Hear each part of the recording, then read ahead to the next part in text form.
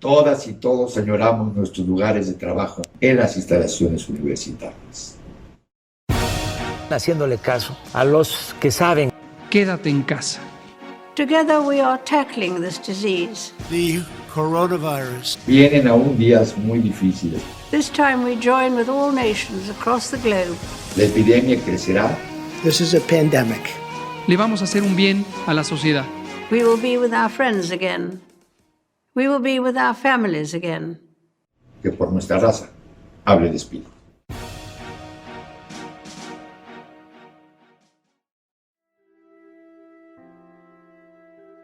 La agresión es la capacidad innata de todo ser vivo para defenderse y es un mecanismo biológico de conservación de las especies. La violencia, esa es exclusiva de los seres humanos. Nosotros mismos la construimos. En el mundo de cada 10 mujeres, 8 son víctimas de violencia doméstica, y de ellas solo el 30% ha pedido apoyo. Tan solo en la Ciudad de México, en estas semanas de confinamiento por la pandemia, las denuncias por violencia de género en los hogares han incrementado en un 35%.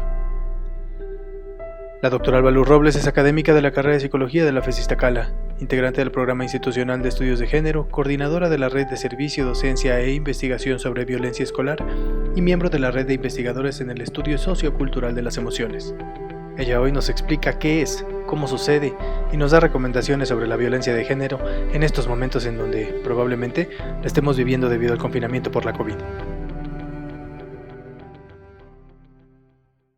Doctora, muchísimas gracias por este tiempo que se toma para responder nuestras preguntas con relación a este proyecto tan importante que están realizando este grupo de mujeres psicólogas de la Facultad de Estudios Superiores Iztacala.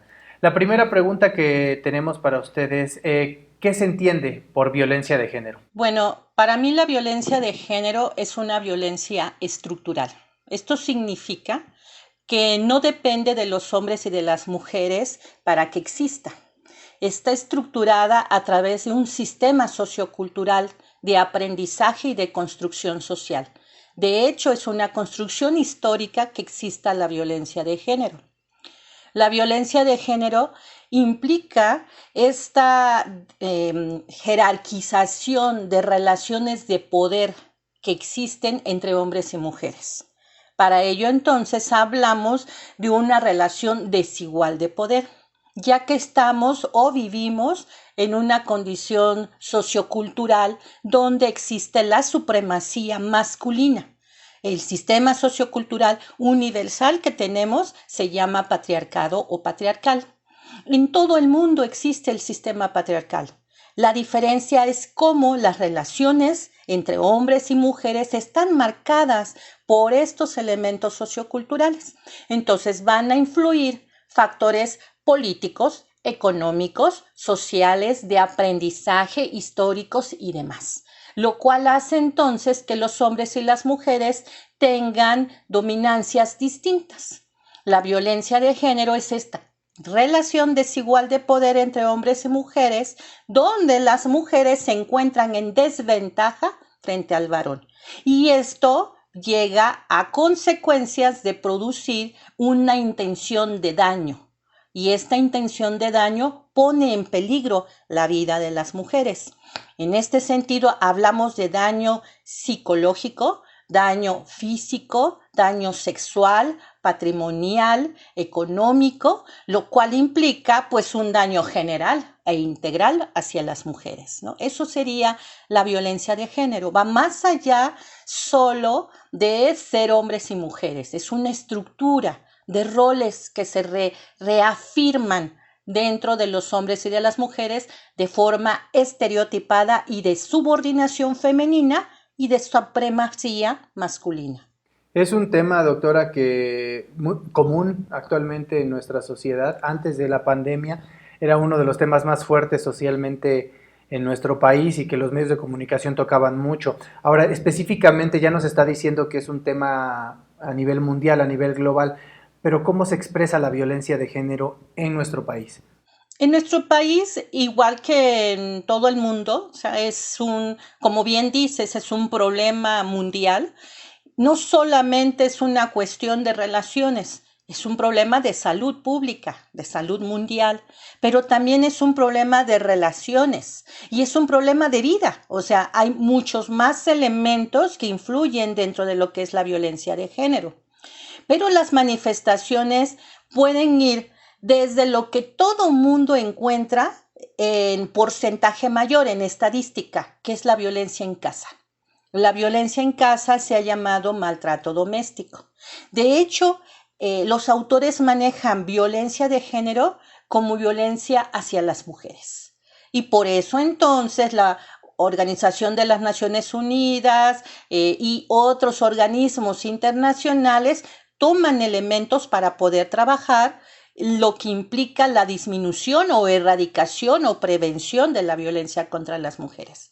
Pero esta violencia contra las mujeres implica que se dé en porcentajes mayores dentro de lo que sería en casa, la violencia doméstica. Y la violencia doméstica, la mayoría de las veces, lo realizan los varones, sus parejas. Entonces, de un 100%, estamos hablando que 80% de las mujeres sufren violencia de género. Esos son datos internacionales.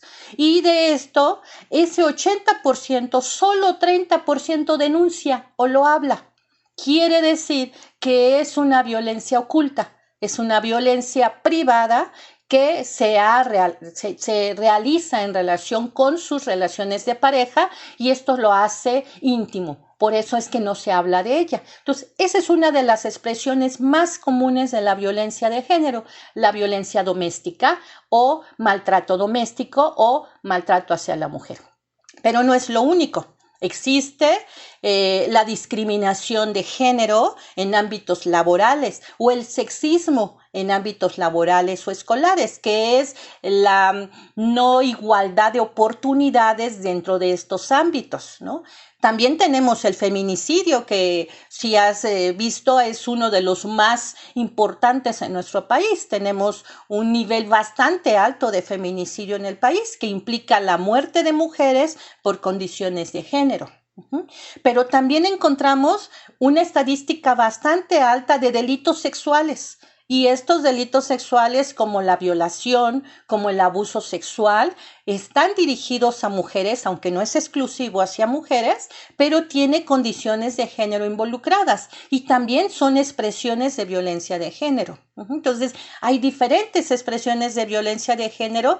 Una de las que menos se visibiliza y que se trata de visibilizar a través de los movimientos feministas y de los grupos activistas de mujeres es el acoso callejero. El acoso sexual callejero es el cotidiano, es el que tiene que ver con el manoseo y el tocamiento en el transporte público y en la calle, que tiene que ver con los piropos agresivos hacia el cuerpo de las mujeres y que se hace tan naturalizado o socializado en la cotidianidad que pierdes de vista que es un tipo de violencia de género. Entonces, ese es otro rescate que estamos haciendo para que se visualice que es un tipo de violencia de género. Entonces, pues, te hablé ahorita de varios que están involucrados. Los que están invisibilizados, como el acoso sexual callejero, los que están existentes, pero que no tienen denuncia, como el maltrato doméstico, y los que se incrementan en denuncias, pero que no hay protocolos de atención, como la parte de feminicidios, ¿no? Pero bueno, son algunas de las expresiones, aparte de las que acabamos de comentar, ¿no? Una de las cosas que más me preocupan ahorita que enlistaba todos son el que estamos viviendo en este momento, el maltrato doméstico. Ahora, a razón de la pandemia, debemos estar resguardados en casa, estamos confinados y muchas mujeres están confinadas con sus parejas 24/7. ¿Cómo se ha expresado la violencia de género en este confinamiento por la pandemia? Pues ha habido un incremento, o sea, desde que empezó la pandemia, los datos estadísticos de los centros de atención a las mujeres, los centros de justicia también de atención a las mujeres, han incrementado en un 35% de acuerdo a la estadística en la Ciudad de México. Eso implica que haya elementos de colocar condiciones de tiempo en el mismo lugar cuando había como ciertos tiempos en donde las parejas podían estar separadas porque uno trabajaba y el otro se quedaba en casa o viceversa, ¿no? Esta condición es muy importante, el incremento no solamente de un confinamiento, sino de trastocar las actividades que cada uno lleva. Entonces te haces menos tolerante. Y esta poca tolerancia hace que puedas explotar más fácilmente. Entonces, sí ha habido un incremento. Han surgido campañas de apoyo. Una de ellas son vías telefónicas, mensajes por WhatsApp. O sea, la justicia sigue trabajando en ello y trata de dar apoyo a estas personas. Pero como te decía antes, si no hay denuncia, pues menos la va a ver sabiendo que lo tienen enfrente, ¿no? O sea, difícilmente van a hacer estas llamadas telefónicas. Hay una que se ha manejado como el cubrebocas rosa, ¿no? El cubrebocas 19 le llaman, y es una campaña donde tú vas a la farmacia y todas las farmacias saben que si pides un cubrebocas 19 es porque estás sufriendo de violencia familiar en casa. Son formas o campañas que estamos haciendo desde la parte del gobierno, pero bueno, volvemos a lo mismo. Hay factores históricos y sociales que tienen que ver con las condiciones de género de hombres y de mujeres, de cómo pensamos, sentimos y actuamos frente al otro, que lógicamente no tan fácilmente vas a poder ir a decirle a una denuncia de tipo pública, ¿no? Las denuncias que más se han trabajado son denuncias de tipo familiar, es decir, cuando le comentas a tu amiga, a tu conocida, a tu prima, y entonces esta es la que nos dice qué está pasando. Pero directamente es muy difícil que lo podamos encontrar. Pero el incremento sí, más o menos las estadísticas manejan un 35%. Ahora, doctora, con esta herramienta que el grupo de investigación en el que usted está trabajando, me imagino que tiene ciertas preguntas que también arrojan datos sobre esto que nos está comentando. Ya hablando específicamente de los hogares de nuestra comunidad universitaria, ¿cómo influye esta violencia de género justo en eso, en los hogares de la comunidad universitaria? Fíjate que el estudio que hicimos sí nos ha marcado algunas relaciones de pareja que les ha afectado estar en el confinamiento. Hablo de estudiantes que viven con sus parejas, ¿no? En ese sentido, no solamente es el reestructurar nuevas actividades en pareja, ¿no? Sino también el que podamos encontrar como esta sensación de conocer más a la persona. Puedes estar en una relación de pareja, pero puedes pensar que la conoces. Sin embargo, cuando vives con ella 48 horas encerrados o 24 horas o más horas de encerrado, conoces cosas que nunca habías visto. Entonces sí hemos tenido reportes de que no pensaban que esa persona era así, aunque ya hayan vivido mucho tiempo con ellas, ¿no? Entonces... Es que ahora es 24/7. Sí, y lo que implica para ellos el conocer algo que nunca lo habían expresado, ¿no? Entonces, olvídate como de los hábitos, de las formas de pensar, de las formas de lo que quieren, de lo que implica el estar con alguien en ese tiempo, que se te acaben los temas de conversación. Llegaban de casa y decían, ¿qué hiciste en el día? ¿Cómo te fue? ¿No? Coméntame las nuevas cosas que viviste. Y entonces tenías temas de conversación porque estaban en diferentes ámbitos. Ahora ya no pueden porque están juntos. Y entonces, ¿qué hiciste en la recámara y tú en la cocina? Pues se hace ilógico, ¿no? Entonces esto es como los temas de conversación se terminan. Entonces necesitan reestructurar nuevos elementos de convivencia, tal vez con libros, tal vez viendo una película y comentando sobre ella, tal vez buscando un tema que no sea controversial, ¿no? Un tema que no tenga que ver con género, ni con política, ni con religión, ni con hijos, ¿no? Porque eso va a implicar que se molesten, ¿no? No, temas más ecuánimes, más equilibrados, que no tengan que ver en que sean controversiales y que ayude a tener actividades de convivencia. Hacer cosas juntos que implique el manejo de la distribución hasta de las propias actividades domésticas, ¿no? El compartir espacios como para realizar una comida juntos o el que tú hagas una comida y el otro lo haga, etcétera, ¿no? Yo creo que estas nuevas actividades cambian las convivencias en casa. Entonces, una de las quejas importantes, no quejas, sino uno de los reportes importantes de los estudiantes está relacionado con el que se acaba la actividad y entonces hay una insatisfacción del otro. Este aburrimiento de ya no es tan factible y tan agradable estar contigo todo el día. De quiero estar en mi espacio, entonces vete a un cuarto y yo me voy al otro si es que hay opción de tener 2 cuartos, ¿no?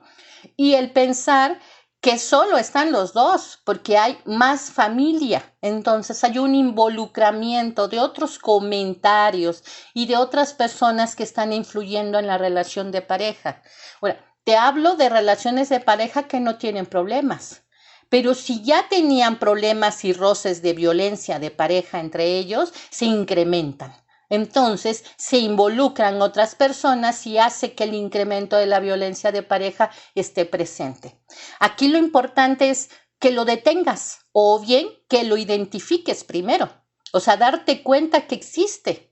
Porque si no, mucho de lo que puede producir a futuro y que daría miedo, pero que es un análisis importante trabajar, es que te acostumbres a los tipos de violencias nuevas que te puede dar el nuevo confinamiento y que ahora sepas que así es como se van a llevar y entonces no lo puedas identificar después. Entonces, si no estabas acostumbrado a violentarte, imagínate ahora cómo te vas a acostumbrar a ese tipo de relación hasta enfermiza después, ¿no?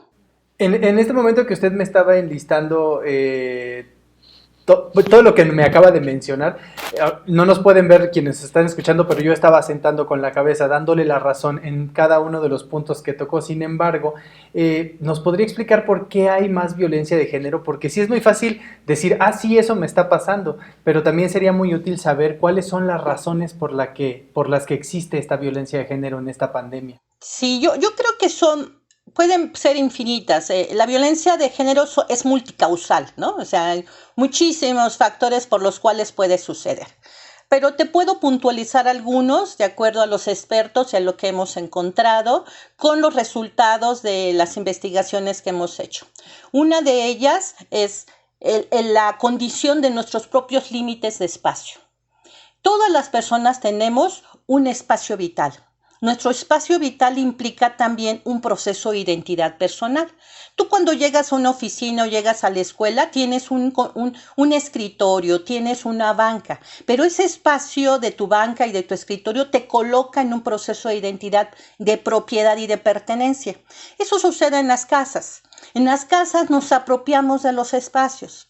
Hay estudios de género donde manejan condiciones o características de género de acuerdo a espacios dentro de casa. Por ejemplo, es más fácil encontrar a las mujeres en la cocina. Entonces, cuando tú llegas a una fiesta, vas a encontrar más mujeres en la cocina y vas a encontrar más hombres en espacios abiertos, si hay un espacio de un patio o bien donde hay una televisión, ¿no? En este caso en el comedor o en la sala. Entonces, es decir, los espacios se hacen acorde a ciertos procesos de identidad.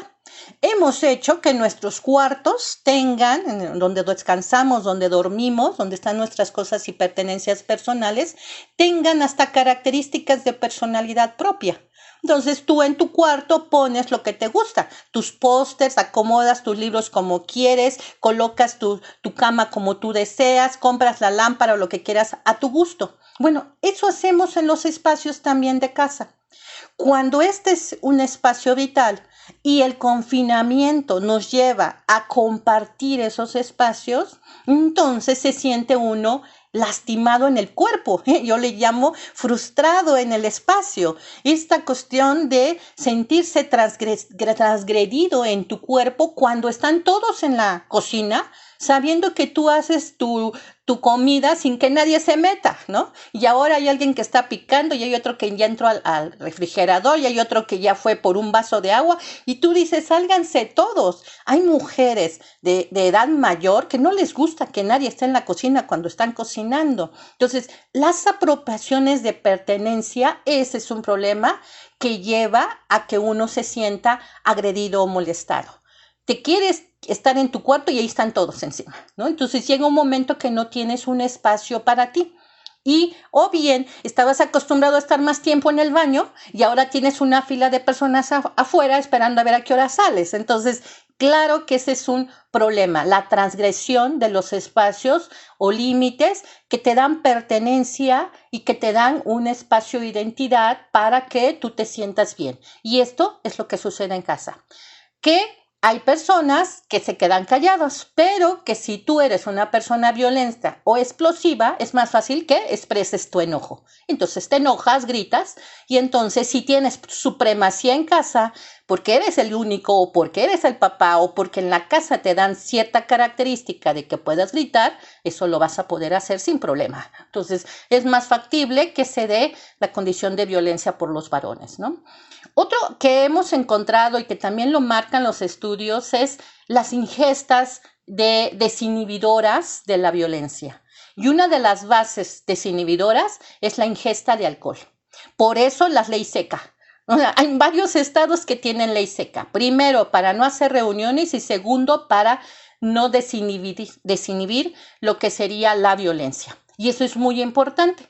Entonces, en ese sentido, lo que es la adicción a la droga o al alcohol son elementos que se vinculan con las violencias, ¿no? Porque es más fácil gritar, porque es más fácil hacer, hasta pueden muchas personas utilizar el alcohol para agredir al otro, ¿no? O sea, lo utilizas y tomas para saber que vas a tener la fortaleza de agredir al otro, ¿no?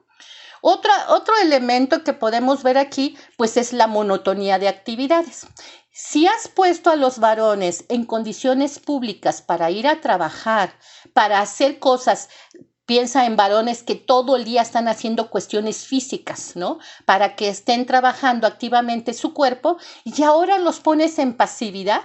La monotonía causa una ociosidad también y entonces existe una dependencia mayor a ciertos elementos pasivos. Uso del internet es pasivo. La televisión es pasiva. Los videojuegos son pasivos. Las cuestiones de estar en el móvil son pasivos. Son actividades pasivas. Personas que estaban acostumbradas a subir, bajar escaleras, barrer, trapear, hacer cosas. Personas, por ejemplo, de intendencia, personas obreras, y colócalas en una condición de inactividad física donde no puedes ni hacer ejercicio, ¿no? Y si en tu casa no tienes dónde ni cómo hacer ejercicio, todo tu cuerpo tiene que cambiar al mismo tiempo que tus actividades. Entonces, los procesos de depresión, de ansiedad o que estén relacionados con la inactividad coloca un proceso de frustración para que la gente empiece a sentirse mal y esto cause un proceso de violencia. Es decir, cambiamos condiciones donde la monotonía nos puede llevar a que nos desesperemos y entonces explotemos y agredamos al otro. Y una de las más importantes son los estados emocionales. Creo que ese es el que más estamos trabajando ahorita. El nivel tan alto, por ejemplo, de ansiedad que tienen los chicos para tener tareas donde no estaban acostumbrados a hacer, que es en línea, donde no es su habilidad, donde hay aplicaciones que nunca habían visto, donde 8 materias se vuelven 20 porque hay un exceso de actividad que les están dejando en línea, provoca estrés y ansiedad. Y esto hace que ellos también se sientan enojados. Otra de las cosas es el que hemos aprendido a no expresar nuestras emociones. principalmente los varones, sus miedos, sus tristezas, su ansiedad, las transforman en violencia y en agresión. Entonces, no se van a poner a llorar y lo que hacen es enojarse, ¿no? No se van a poner tristes y lo que hacen es enojarse, ¿sí? Y las mujeres de la misma manera expresan su enojo cuando otra persona se enoja. De hecho, estamos hablando de que las emociones se construyen y tan las construimos que hasta nos contagiamos de ella. Entonces, tú puedes estar muy triste y llegas a una fiesta y te contagia la alegría, y llegas a un velorio y te pones a llorar porque todos están mal. Entonces, imagínate cuando alguien está enojado y cuando menos sientes, el que no estaba enojado se enoja y dices, ¿qué pasó? Todos se enojaron solo con un detonador. Entonces, los elementos que implican los estados emocionales colectivos en la casa también es un elemento importante y de incremento de violencia. Ahora, si este incremento de violencia le adicionas que hay jerarquizaciones de poder en la casa, y si la violencia de género es una relación desigual de poder, vas a encontrar que el padre va a golpear a la madre y la madre va a golpear a los hijos y el hijo menor o mayor va a golpear al hijo menor, ¿no? Y el menor al bebé. O sea, es decir, las cadenitas de violencia por jerarquización se van a encontrar ahí a la hora de estructurar una relación de poder. Y todo es por estos 4 factores que te puedo comentar que existen en relación a cómo se expresa la violencia de género en confinamiento o por qué existe.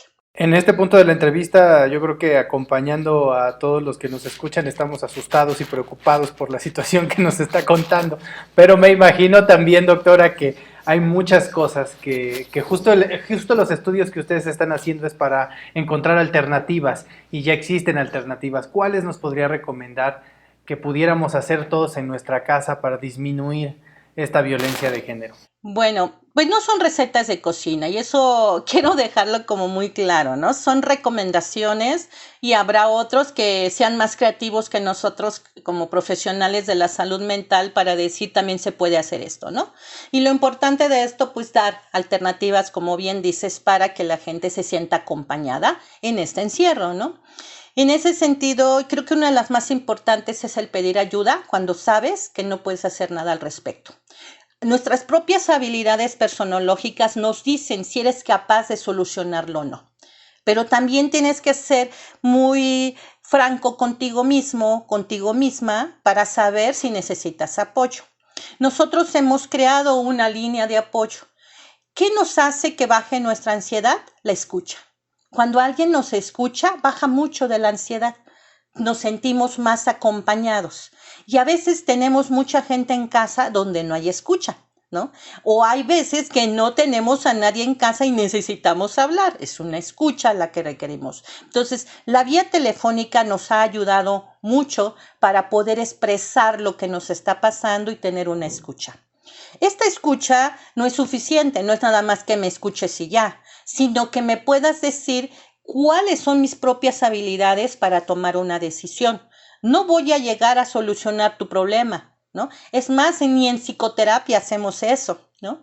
Sin embargo, sí te puedo decir qué eres tú, cómo poder ayudarte a ti misma y qué elementos podrías ayudar, ¿no? Una de las cosas que tratamos de enseñarle tanto a las víctimas como a los agresores de violencia de género es el control de impulsos. Tienes que aprender a calmarte en esta condición de ser tolerante, en esta condición de ser respetuoso a la diferencia, a que la otra persona piensa diferente a ti. Y entonces se dice, relájate, respira, ¿no? Toma un tiempo, trata de pensar antes de hablar y lo primero que ponemos es que te alejes un poco de esa persona. Tampoco te digo vete de ahí porque no puedes hacerlo, pero si sabes que puedes entrar al baño, a relajarte, a contar hasta 10 como dicen algunos, a tratar de darte cuenta que necesitas ser más paciente para lo que implica un respeto a la diferencia. Y entonces colocar este respeto para poder entender al otro. Es difícil cuando tienes una jerarquía mayor. Dile a un violentador donde él sabe que tiene la jerarquía de toda la familia y todo el mundo debe de obedecerlo, que se relaje, ¿no? Es muy difícil porque esto implicará que él no tendría por qué estar en esta condición. Ellos deben o creen que todos deben de estar a esa disposición. Por eso las herramientas son más fáciles de llevarse a cabo para las personas que lo sufren que para los violentadores, ¿no? El que el violentador identifique que está transformando su miedo en violencia o que está transformando su tristeza o su incertidumbre o su desesperación en violencia requiere de un poco más de conciencia, de reflexión.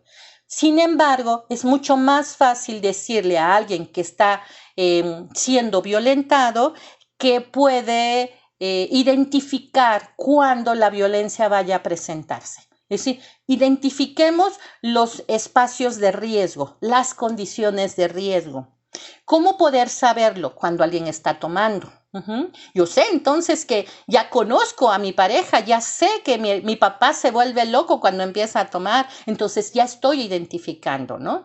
Estoy identificando que no debo de estar sola o solo con él, lo cual hace entonces que pida el apoyo de un hermano, que esté ahí con una hija, que esté acompañado o acompañada en esta condición.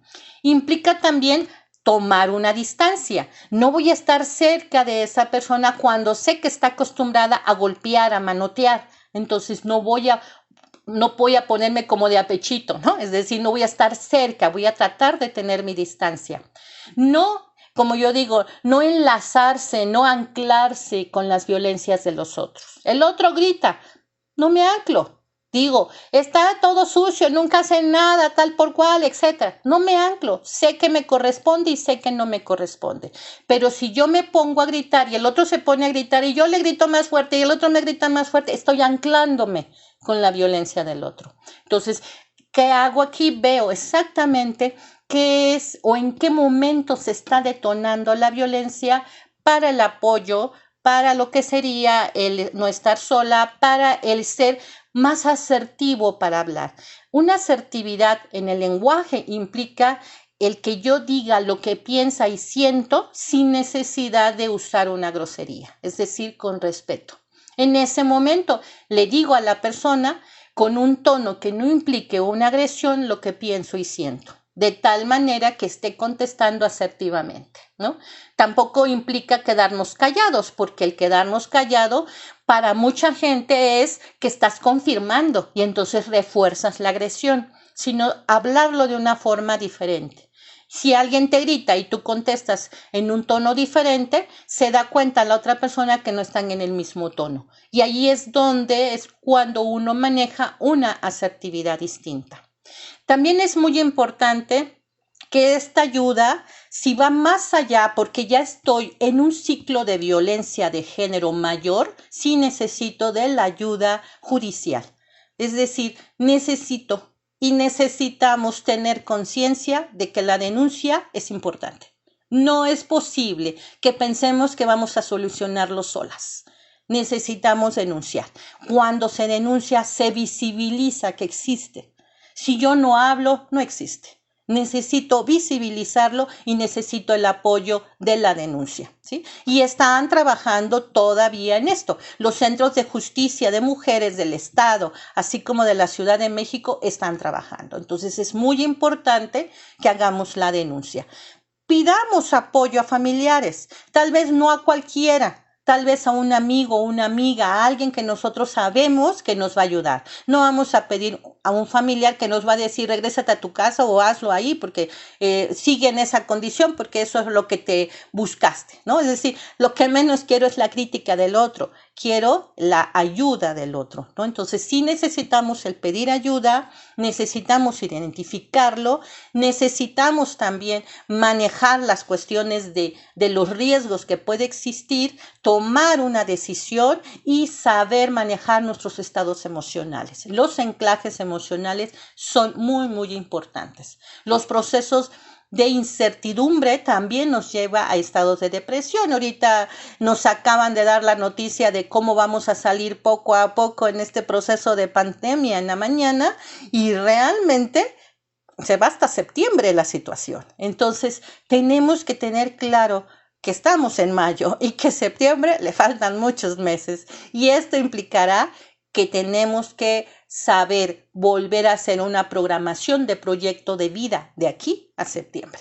Hay que hacer un proyecto de vida de aquí a septiembre que involucre a todos en casa y que esto haga que nosotros tomemos mayores elementos de poder tranquilizarnos, pues, y de tener que buscar ayudas profesionales, de familia, de amigos y en este caso, pues, judiciales en caso de que ya haya un ciclo de violencia que no podemos romper, ¿no? Esos serían, pues, algunas recomendaciones importantes. Doctora, y ya para terminar con esta participación, ¿cuál sería el mensaje que podría darle usted a la comunidad universitaria en este momento para atender en caso de que lo sufran la violencia de género en casa? Bueno, creo que son el mensaje principal y creo que es algo que he manejado siempre es que la violencia, mientras se imponga frente al otro, va a ser una violencia que no termine. Si nosotros nuestro poder lo exponemos y no lo imponemos, va a ser más fácil poder cambiarlo. La deconstrucción de la violencia pues implica todos y todas, pero si nosotros no ponemos nuestro granito de arena, esto no funciona. Entonces, así como se puede pegar, ¿no? Se puede imitar muchos procesos de aprendizajes violentos, también se pueden imitar y de aprender procesos de aprendizaje de conciliaciones, ¿no? Tenemos que tener claro que las discusiones deben de existir. Es decir, las discusiones son las mejores expresiones de los pensamientos contrarios. Tenemos que aprender a discutir sin molestarnos. Tenemos que saber que el otro puede poner su punto de vista sin que sea el nuestro. Y eso se llama respeto a la diferencia.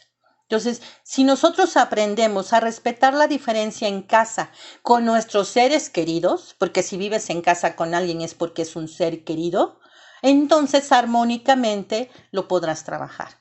Y armonioso proviene del corazón, de lo cordial, ¿no? Entonces implicará que lo hagas con corazón. Entonces, en ese sentido, ¿será que puedas poner una película y no termines agarrándote del chongo con alguien, ¿no? Porque vas a permitir que el otro diga lo que piensa, sea hombre o sea mujer. Es decir, romper la jerarquización del sexo en relación a las construcciones sociales del género es muy importante. Tanto tiene valor lo que dice tu mamá como tiene valor lo que dice tu papá. Y de esa misma manera lo que pueden decir tus hermanas o tus hermanos. Lo importante es el respeto a la diferencia. Hasta del que tiene 6 años que opinó sobre la película, hasta el que tiene 70 años que también opinó sobre su película, porque cada uno tiene una historia de vida distinta, ¿no? En lo que ha vivido. Entonces, la armonización implica el respeto a la diferencia y esto implicará que escuchemos al otro, ¿no? Entonces, creo que sí es importante esto para disminuir la violencia, pero básicamente el que podamos en esta violencia de género romper la estructura de los estereotipos hegemónicos de poder en los varones y en este caso la inferioridad que a veces muchas mujeres llegan a tener porque piensan que así debe de ser, ¿no? Entonces, demos pauta a que haya un crecimiento de personas más que de géneros, ¿no? Un crecimiento de personas, creo que eso rompe completamente si eres hombre o mujer, ¿no? O no binario, porque encontrarás en tu familia gente que ni es hombre ni es mujer, es simplemente no binario y no lo colocas en ninguna de estas estructuras sociales, ¿no? Ese sería básicamente. Doctora, sus alumnos, los que toman clases con usted y la conocen, deben de estar muy agradecidos ahorita por todo lo que nos acaba de platicar, así como todos los que la estamos escuchando. De verdad que le reconozco muchísimo el trabajo que están haciendo desde casa para poder ayudar a quienes estamos confinados, sobre todo a nuestros alumnos y a nuestra comunidad. Exacto. Muchas gracias también por la escucha y esperando que estas pequeñas reflexiones puedan llegar a los hogares de nuestros universitarios y universitarias. Gracias. Comparte este podcast y síguenos en nuestras redes sociales. En Facebook como Facultad de Estudios Superiores Iztacala, somos los únicos con la palomita azul, y en Instagram y en Twitter como @fesi_UNAM. Cuídate y ten paciencia, mantente en casa y sigue las recomendaciones. Pronto todo va a estar mucho mejor. El Viral es una producción de la Facultad de Estudios Superiores Iztacala de la Universidad Nacional Autónoma de México, realizada a la distancia por miembros de su comunidad en tiempos de la pandemia por COVID-19.